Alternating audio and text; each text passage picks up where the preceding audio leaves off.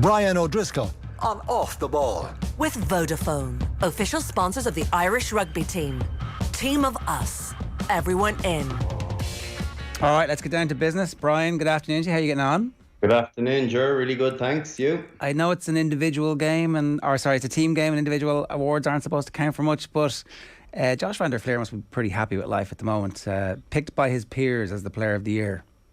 It's the one, isn't it? It's the one that you want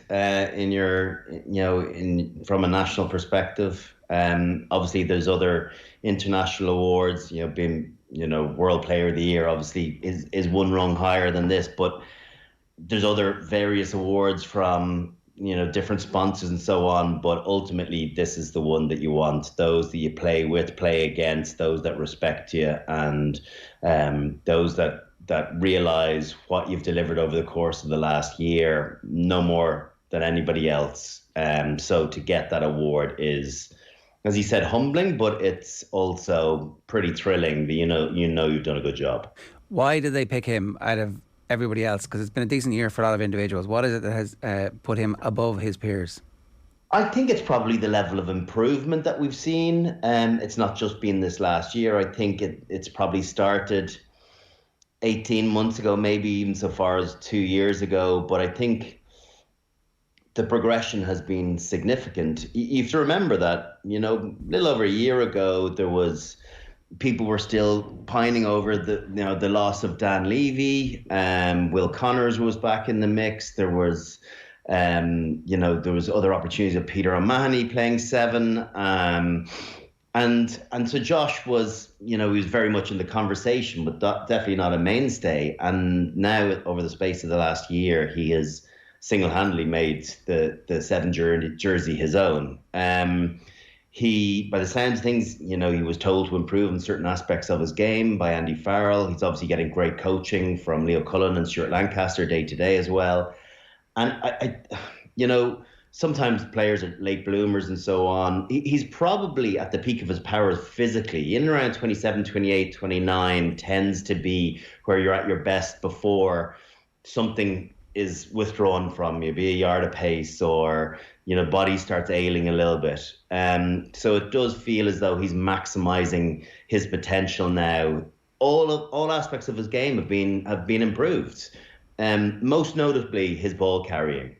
He always ran good angles of running, but he always seemed a little bit small for the international stage. That doesn't feel as it's the case anymore. His go again when he's hit is phenomenal. His leg drive's excellent. Acceleration, picking up good lines on support play.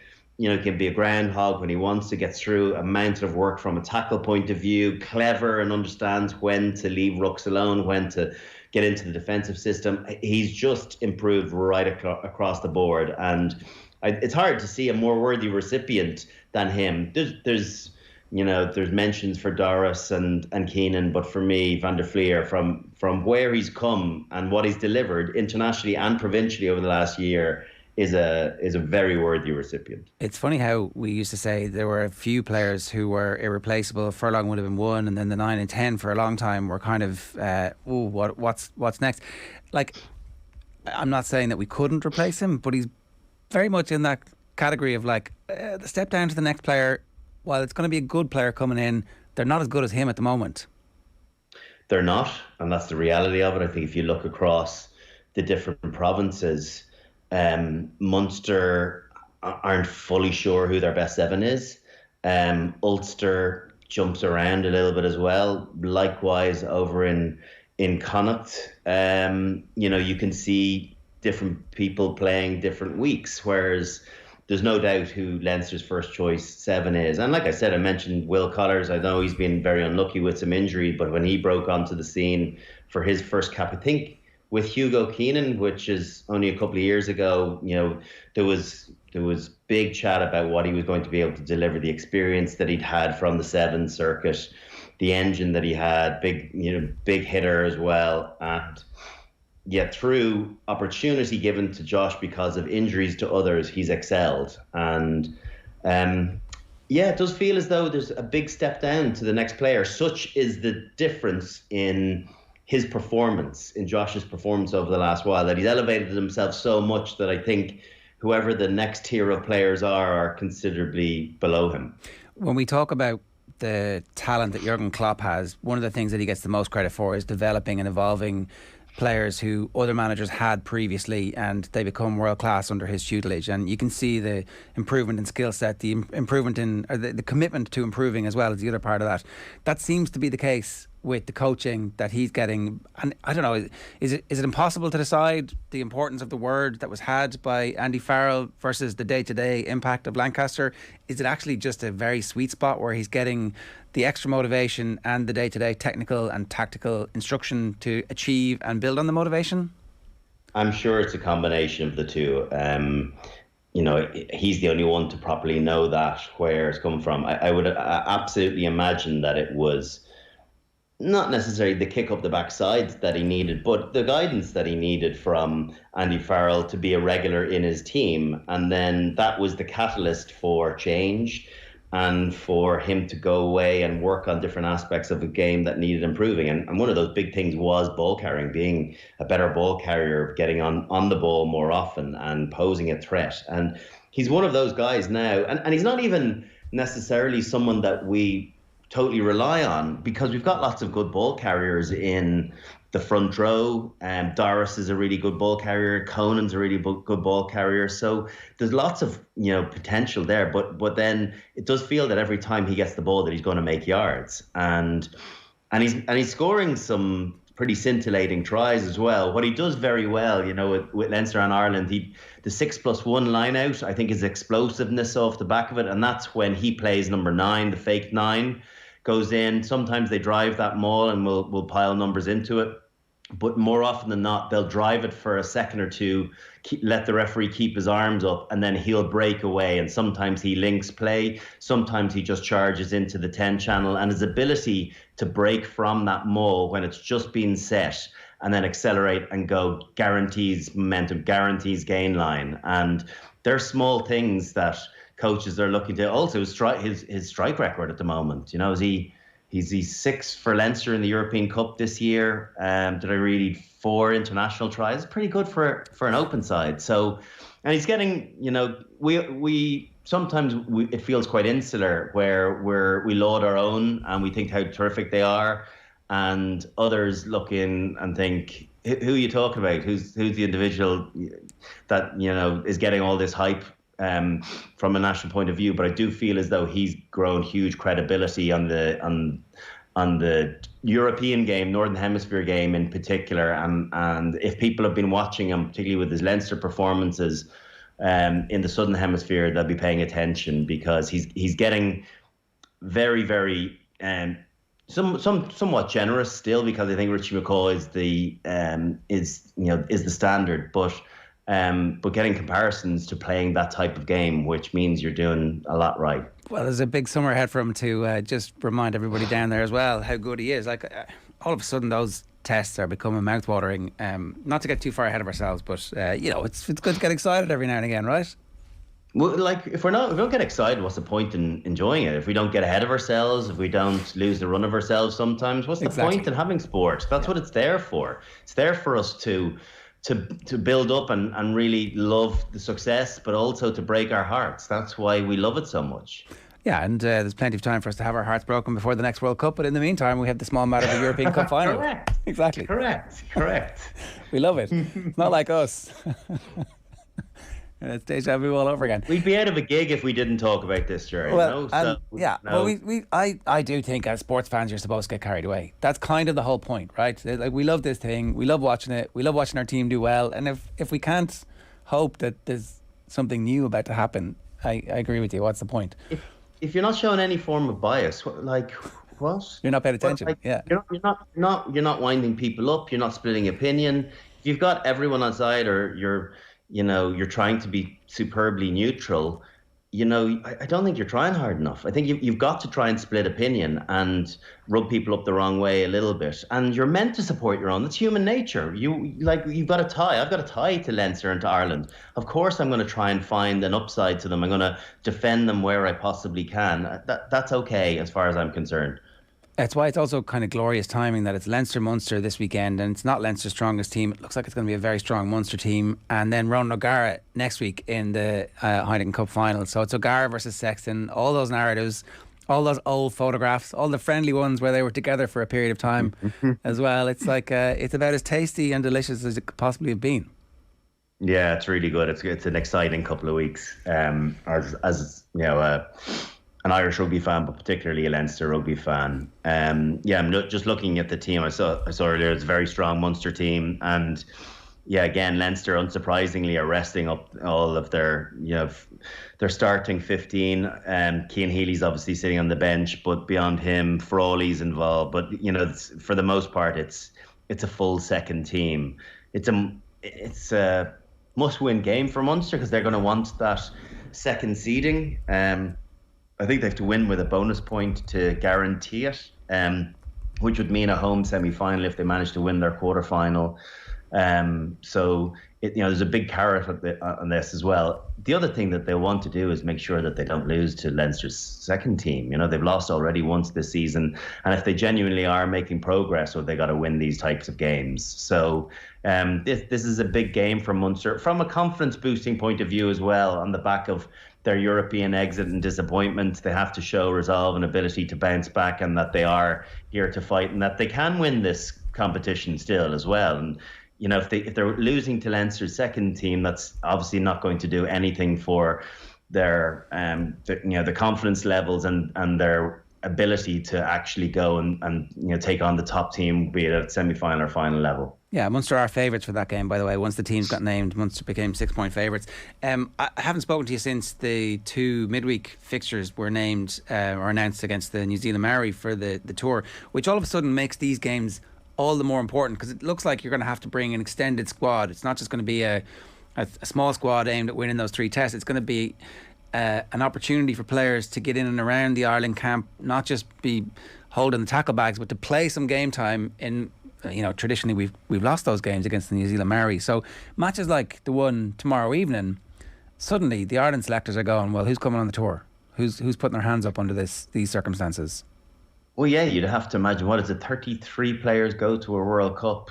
You'd have to imagine they're definitely going to take that anyway. If they're, with the amount of games, with the intensity of the games. New Zealand tours are different as well. They're so attritional, so physical that you're going to have broken up bodies. And the fact that it's not easy to fly people out, it's going to take minimum 24 hours. The recovery time from acclimatizing to the time difference is 6-7 days, genuinely, until to get the best performance out of individuals. So you're going to have to look at trying to pull in a big squad down for that. But brilliant opportunity for some of those fringe players that have picked up a couple of caps here or there to impress. And I think it's a smart move by the IRFU to go and try and get more games against a team that in the past we struggled, but now we don't fear like we once did. And it feels like a real turnaround. I think we'll learn an awful lot about ourselves in this test series. Predominantly the three tests against the All Blacks, but to see what our next group of up and coming players too, the players that are going to be involved in 2027 down in Australia, even those players, what they're capable of delivering against some of the toughest opposition. From a Leinster perspective, not naming your strongest team was always going to happen. There's no reason for them to do it. It's not a must-win game for them. Is there any part of the Leinster players who played last week who would like to play again this week, or is it literally about just making sure that you are fit and named in the 23 for the final? Lads will always say, I want to play, but you always want to be fit for the Champions Cup final. They've qualified first seed. They've got a home quarter final. There's nothing to be gained except if you are lacking in match fitness to go out and get some game time. I'm really not surprised that they haven't. They've named so few of what will likely be in that 23 taking on La Rochelle next week down in Marseille. It's about being able to have 2 weeks of focus into the game as well. As much as these lads, playing against Munster will be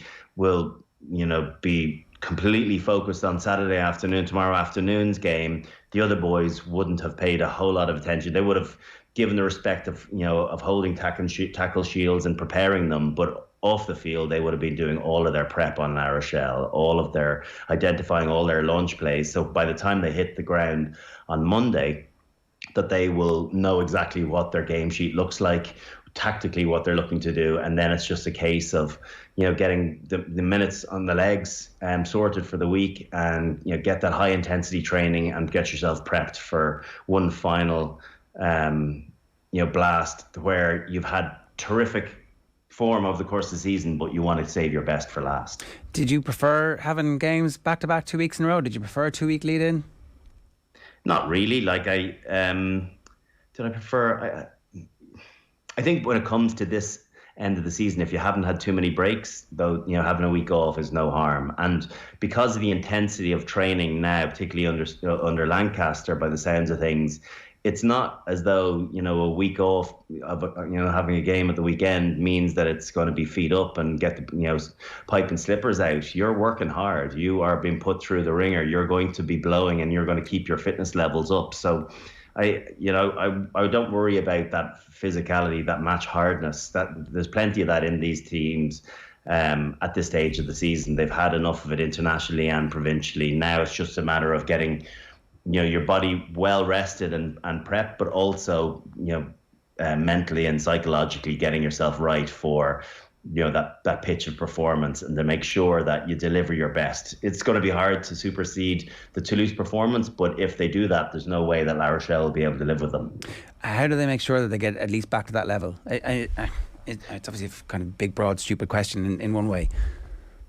I think they just back themselves. It's not like it was a performance that stood out on its own over the course of the season. It's just because of the quality of the opposition. But Leinster have played a lot like that, throughout the year. They have brilliant performance against Bath, home and away, particularly away, to pull them apart. I thought they were excellent there. Granted, Bath are, bottom of the Premiership, pretty abysmal this year. Likewise, Montpellier, they still had to put 90 points on them, even though they had 20-odd turnovers in the game. So they've put together this type of all-court game all season. So there's no shock to see that they'll be trying to do something similar, play with the same intensity, stop the defenders on the inside of or close to the ruck, and then create confusion outside around the third, fourth, fifth defender, as they did so often against Toulouse. And particularly if you can get some of the tight forwards in those defensive positions, well, they're the ones that are most vulnerable and most likely to be pulled apart. So I think just more of the same. Just remind yourself what you did well against Toulouse, and make sure that the speed of the ruck is as quick against La Rochelle, and that you target guys like Bougari and guys that gave you trouble last year. If Skelton's playing, which I don't think he's going to be, even though Rog is talking him up, by all accounts he's not going to be fit. So just making sure that you know what's coming at you, what the individuals offer, and then how you're going to counter that. It's a different team from the last time that Leinster played La Rochelle in many ways. There's been an evolution, and there's also, fingers crossed, a different personnel in terms of the available players. The injuries that they had last year were significantly diminished, but it does seem like they're cresting to a peak at the moment.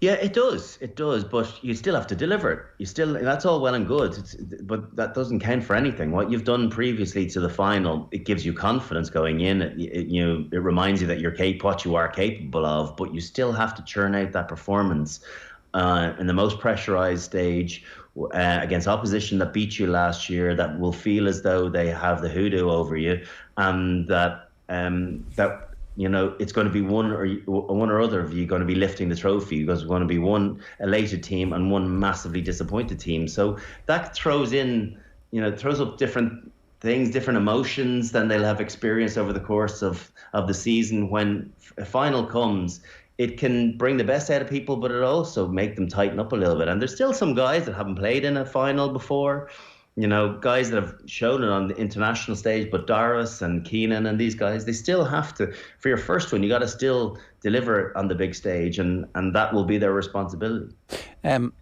I think most people are confident that they will be able to put that performance in. If they do put in a good performance, if you're O'Gara over the next 10 days building your game plan for it, was there anything in the Toulouse game, even the the scrum after Furlong goes off, they didn't break even, but they were, it wasn't as bad as it could have been, and it wasn't as good as it might have been. So is there a room there for La Rochelle to think, okay, we can target this, we just need to make sure that we get a load of scrums and that we get on the right side of Wayne Barnes? Yeah, I suppose. Yeah, of course. You've got to try and look at, with Tadhg Furlong potentially not there, is Michael Alatoa, does he have the same pedigree and the same reputation at scrum time? I would say no, he doesn't. It's not an area of expertise, but on the basis of what I've read and seen and what's happened when Tadhg Furlong has not been there, it's a little bit more vulnerable. I'm not saying it's vulnerable, but it's definitely, but it's not just on your tight head. That's an 8-man thing, and they will take it as a unit rather than put all the focus on Alatoa. I think there's a huge responsibility on the scrummaging lock to make sure that he does a good job. Likewise, the scrummaging flanker to make sure he locks him in for all scrums.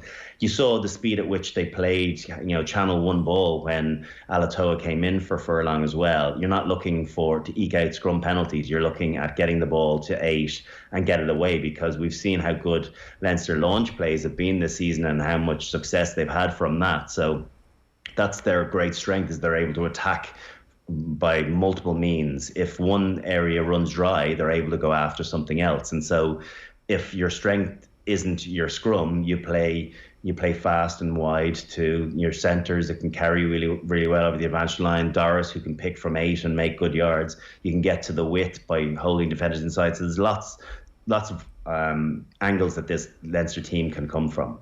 Is there anything else that La Rochelle will have seen in Leinster that is in some way something you can attack or go after, or try and turn it into a similar game to the one that last year's game was?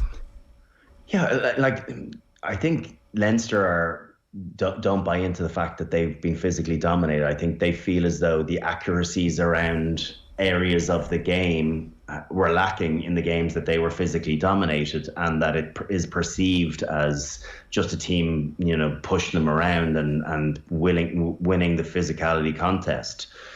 So they don't buy into that. But from the outside looking in, it's hard to escape the size of the skeletons. Like I mentioned before, Bougaree, Prizo, these guys are big specimens, and Aldrich carried really well last year as well. So these guys felt as though they got over the advantage line more than Leinster did. It's something that Leinster have done very successfully this year. Do they look as though that they've physically outmuscled every team that they've played against? They do.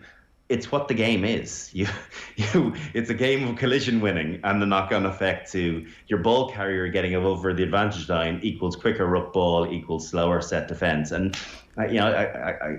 I've mentioned this so many times before. That's the reality of the simplicity of this game, and that's why winning that contact zone is everything in the game.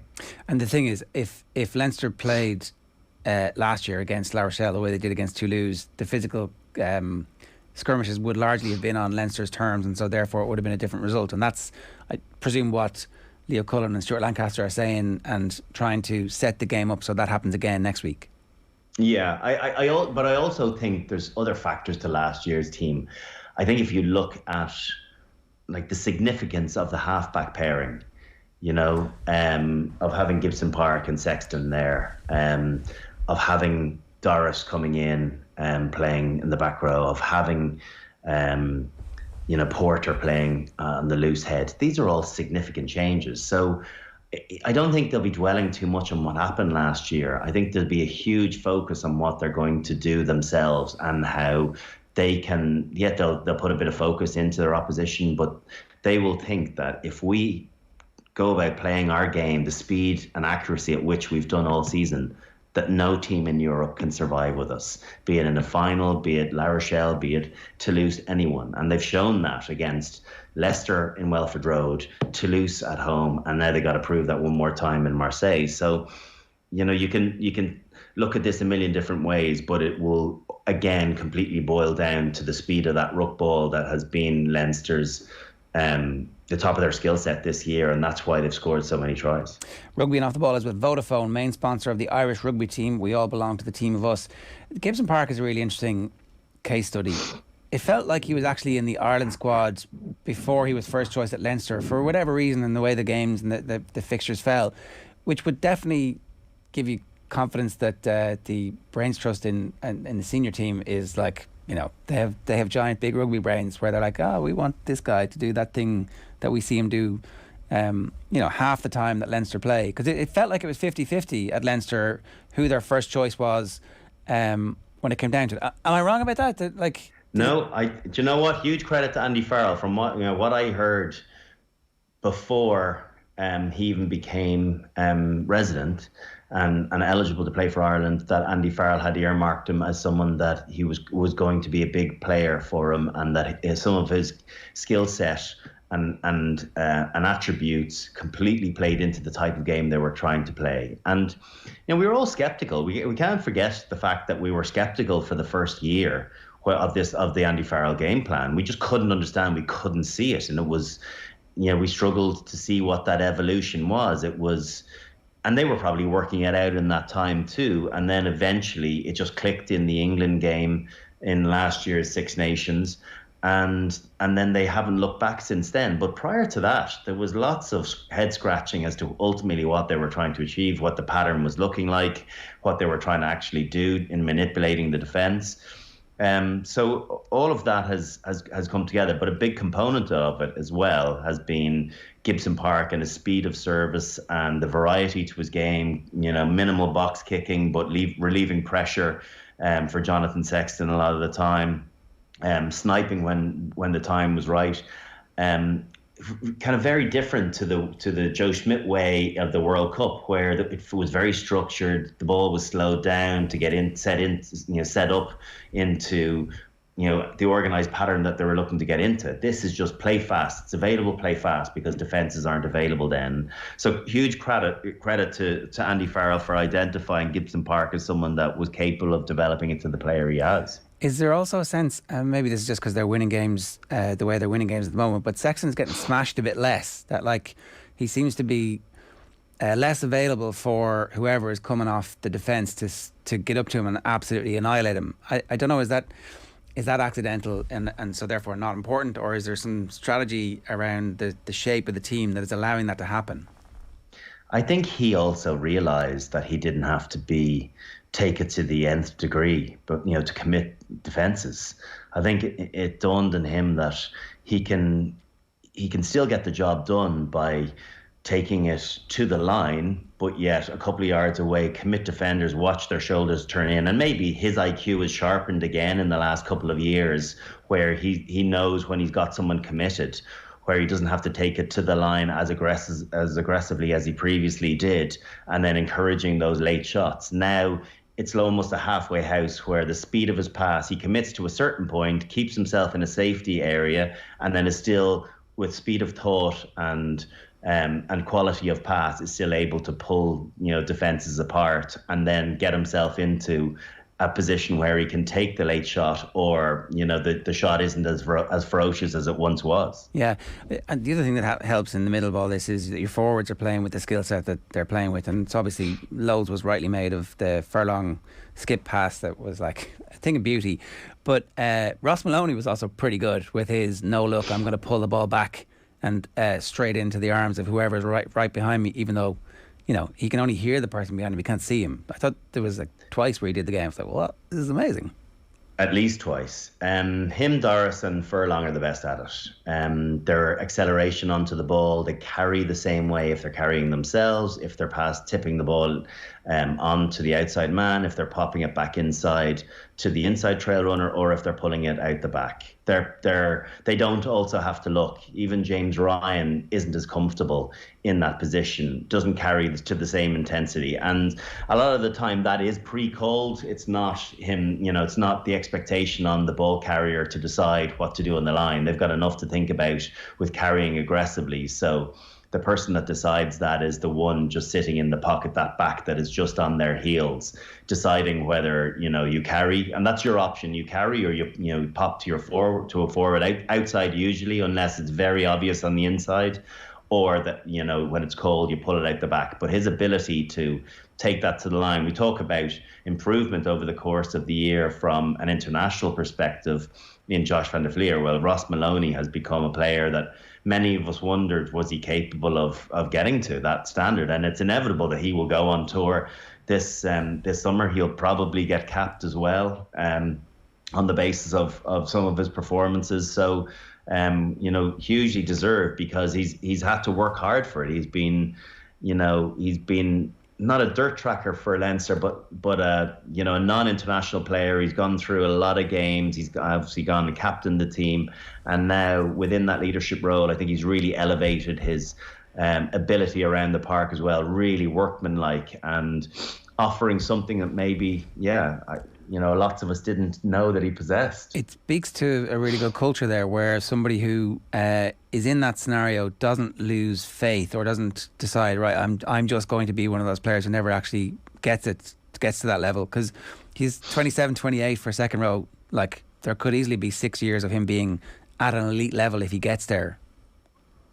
Yeah, there is. And like I said, there's different, people bloom at different times, but usually you can see the capabilities of someone. Ross Maloney was in the academy when I was there, and he came out of school out of St. Michael's with a good reputation, and I guess he looked like a nice player, but it was hard to see how he was going to make that jump up to international standard player, where you're talking about competing with the best in the world, be it Itoje or Retallick or Etzebeth. When you're thinking about that, it felt like he was a long, long way away from that. Whereas now, I'm not saying he's at that level yet, he's not, but he's absolutely in the conversation to play international rugby. He would not feel lost at international rugby on the basis of what we've seen so far, because he's got so many good moments. He's a low error count. He does all the dirty work, but yet he does that brilliantly well, where others struggled that have been there a long time. He does that, as I mentioned, one of the best in 3 in the Leinster team. And that alone is going to get you selected, because that sits down defenders and it creates space for others outside. Plus, if you're doing all the donkey work, if you're doing all the tackling and ruck hitting, you're only going to get kudos from your coach. We haven't had an update yet on the injury scenario.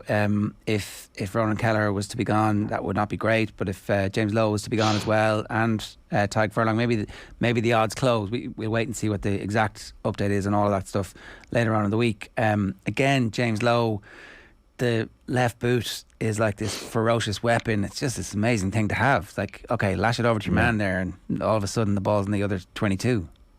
Yeah, it is. And, he's really learned not to overplay his hand. I think he's predominantly a ball in hand player. He doesn't want to be kicking the ball away, but I think he does realise, the advantageous effect of having a rocket launcher left boot. And you need one in every back line. We've had one with Rob Kearney for years, and you take it for granted that you have right foot, left foot. But to take the pressure off, there only being obviously a box kick or a kick from an out half or a right footed kicker at full back, it just softens that defensive line where you can't mark everyone. You can't have 3 or 4 people charging different areas. So when you do offer those different effects, you're going to have a bit more time, a bit more control to exit, but also you're going to have the back 3 manipulated as well. They've got to think about where the ball is going to be coming from. So it's been a really positive part of James Lowe's game, and only followed up with really good kick chase after it. Last thing here is O'Gara and his second successive European Cup final, having taken full charge and having all the responsibility on his shoulders. We might just take this a bit for granted that his career has been so spectacular to get to this point as quite an inexperienced head coach. I realised, I was just looking back exactly, it's 9 years since he retired as a player, so it's not an overnight success, but it's a phenomenal achievement to get there and then to get straight back there the next year. Yeah, I heard you this morning talking about it, and I got a bit of it on social media earlier on. Like, I agree with you. I absolutely agree with you. It's all the teams that he's been involved in have been contesting trophies or winning trophies, and to do 3 finals in a year, basically. Top 14, 2 European finals. There's potential for, I know they've got a bit of work to do in the top 14 still to guarantee qualification, so on, but. He's it's a very, very impressive feat for a guy, particularly in his first year as a head coach, where sometimes it could be a little bit rabbit in the headlights, but he's gone and, the circuitous route he's taken to coming back to France via the Christchurch, via Paris previously. It's pretty impressive what he's done, and obviously would only be elevated by a success now. But I think most of us, well, certainly a lot of us in our province, maybe not in province down south, are hoping that it's another year, not this year. Yeah, that gives them perfect cover to be like, nah, I'm absolutely not cheering for Leinster. It's like this is what you need, though. You need these rivalries, right? If I was a Munster fan, it would sicken my hole if Leinster won this. And Rog is my perfect excuse, so no thanks. Yeah, they don't want 5-2. Are you kidding me? No, they don't. 5-2 is an unassailable lead, whereas, every reason to get behind one of their own. So yeah, I listen. I don't feel hard done by the fact that they're going to, be supporting Rog. In many ways, I'm sure if one of the Leinster stalwarts was coaching a French team, if it was Johnny or someone else in years to come, I'm sure a lot it would be reciprocated from ye old Leinster faithful. 100%. All right, Rugby and Off the Ball is with Vodafone, main sponsor of the Irish Rugby team, because we all belong to the team of us. That's where we park the rugby. We are going to be having a big reveal about the try-a-tie, which we're all taking part in next. Stay tuned. Brian O'Driscoll on Off the Ball. With Vodafone, official sponsors of the Irish Rugby team. Team of us. Everyone in.